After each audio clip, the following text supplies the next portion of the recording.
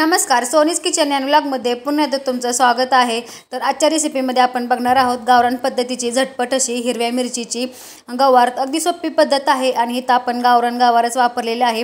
गवारीमध्ये दोन प्रकार असतात, तर इथं मी गावरान गवार वापरलेले आहे। तर व्हिडिओ स्किप न करता शेवटपर्यंत नक्की बघा, काही जास्त वेळ लागत नाही गवार बनवायला, अगदी झटपट ही गवार आपली तयार होते।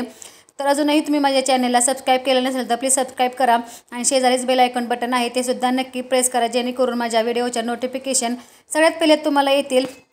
तर चला आता वेळ न घालवता आपण आजच्या रेसिपीला सुरुवात करूया।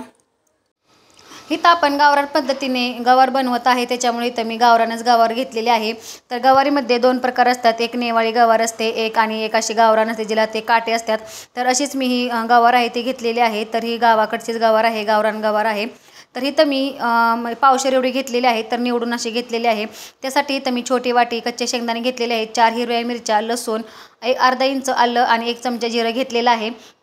तर हिरवी मिरचीची एकदम मस्त अशी आपली गवारीची भाजी लागते, खूप छान अशी टेस्ट तर लागते। नेहमी तर आपण लाल तिखटाची बनवतोच, पण अशी हिरवी मिरचीची जी गवार असते ना ती खायला पण अप्रतिम लागते। आता सगळ्यात पहिले आपण ही गवार आहे ती स्वच्छ धुवून घेणार आहोत। तर मी स्वच्छ धुवून पाणी घालून घेतलेलं आहे आणि इथं मी मिक्सरचं भांडं घेतलेलं आहे। आता ह्याच्यामध्ये जिरं, लसूण, आलं आणि जी मिरची घेतली होती ना ती घालून बारीक असं बनवायचं आहे। तर आपल्याला पाणी घालायचं नाही, पाणी न घालताच आपल्याला हे वाटण आहे ते वाटून घ्यायचं आहे।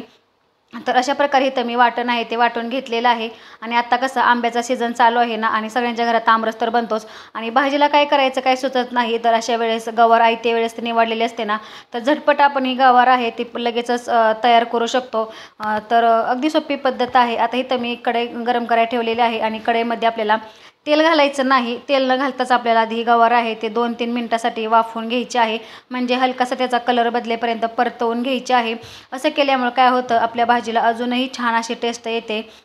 जर का डायरेक्ट तुम्ही तेलामध्ये टाकाल ना तर एकदम असं तेल पण उडतं आणि पाहिजे तशी पण टेस्ट लागत नाही। त्यासाठी न तेल घालताच आपल्याला 2-3 मिनिटासाठी गवार आहे ती परतवून घ्यायची आहे। आता मी सगळी जी गवार होती ना ती घालून घेतलेली आहे। आता छान अशा आपल्याला हलवून घ्यायची आहे। तर बघू शकता लगेचच त्याचा कलर आहे तो चेंज होत असतो, म्हणजे पहिल्यापेक्षा जरा वेगळा असा त्याचा कलर होतो। आता ही आपण ही गवार आहे ते हलवून घेतलेली आहे।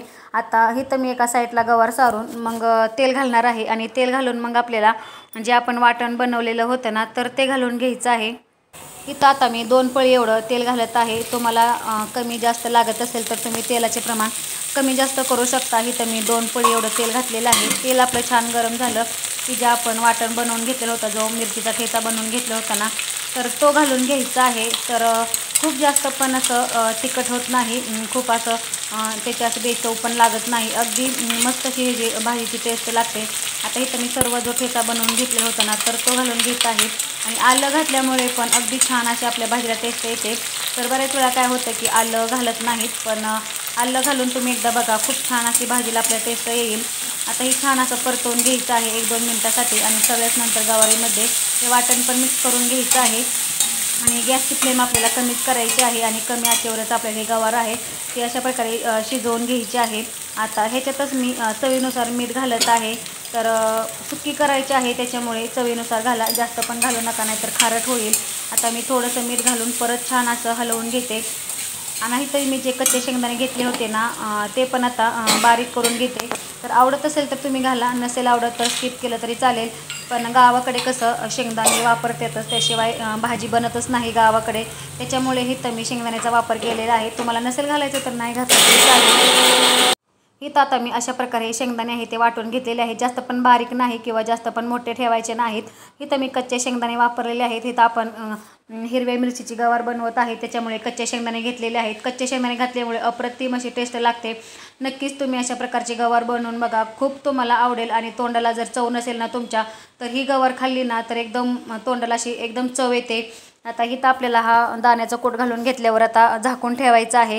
तर इथं आपल्याला 5 ते 10 मिनिटासाठीच पाणी न घालता आपल्याला ही गवार आहे ते वाफवून घ्यायची आहे। तर लक्षात ठेवायचं आपल्याला पाण्याचं एक थेंब पण घालायचं नाही। तर चला मी अशीच 5 ते 10 मिनिटासाठी गवार वाफवून घेते। 5 ते 10 मिनिटं झालेली आहेत। आता इथं आपण गवार शिजले का नाही चेक करूया।